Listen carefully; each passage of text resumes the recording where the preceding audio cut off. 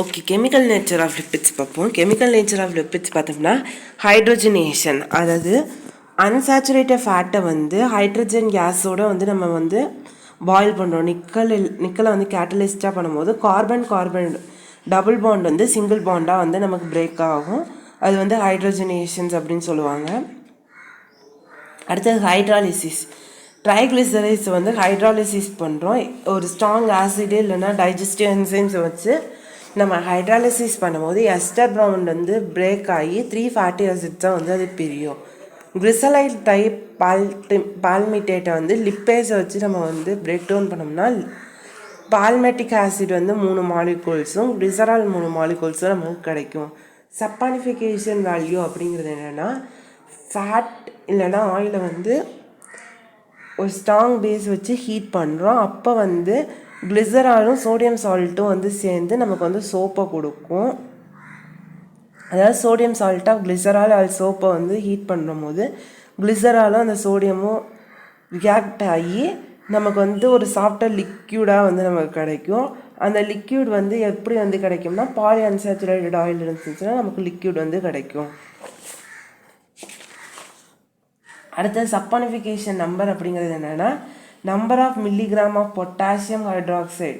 எவ்வளோ potassium hydroxide வந்து 1 gram of soap, 1 gram of oil இல்லைன்னா ஃபேட்டை வந்து சப்பானிஃபைட் பண்ணுறதுக்கு எவ்வளோ மில்லிகிராம் வந்து தேவைப்படுது, அதுதான் சப்பானிஃபிகேஷன் நம்பர் அப்படின்னு சொல்லுவாங்க.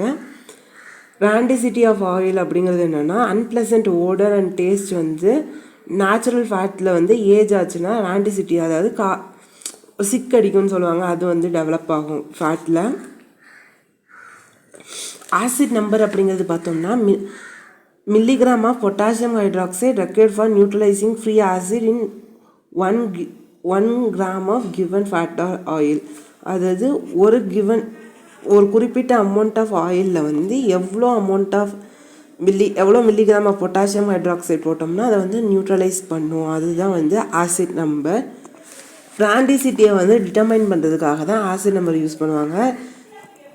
ரைச்சார்ட் மிசில் நம்பர் அப்படிங்கிறது என்னென்னா, வயலட்டைல் ஃபேட்டி ஆசிட் நம்பர் அப்படின்னு சொல்லுவாங்க. It defined as a number of millilitres of 0.1 m of potassium ஹைட்ராக்சைடை வந்து யூஸ் பண்ணி நியூட்ரலைஸ் பண்ணுவோம். வயலட்டைல் ஃபேட்டி ஆசிடை வந்து நியூட்ரலைஸ் பண்ணுறதுக்கு பொட்டாசியம் ஹைட்ராக்சைடு சொல்யூஷனை வந்து யூஸ் பண்ணுவோம். எவ்வளோ யூஸ் பண்ணுறோமோ அதுதான் வந்து ரைச்சார்ட் நம்பர், மிசல்ஸ் நம்பர் அப்படின்னு சொல்லுவாங்க. அயோடின் நம்பர் அப்படிங்கிறது பார்த்தோம்னா, number of gram of iodine observe by 100 gram of fat. ஒரு 100 கிராம் ஆஃப் ஃபேட்டில் வந்து அயோடின் கொட்டினோம்னா எவ்வளோ அயோடினை வந்து அதை அப்சர்வ் பண்ணிக்குது, அதுதான் வந்து அயோடின் நம்பர் அப்படின்னு சொல்லுவாங்க.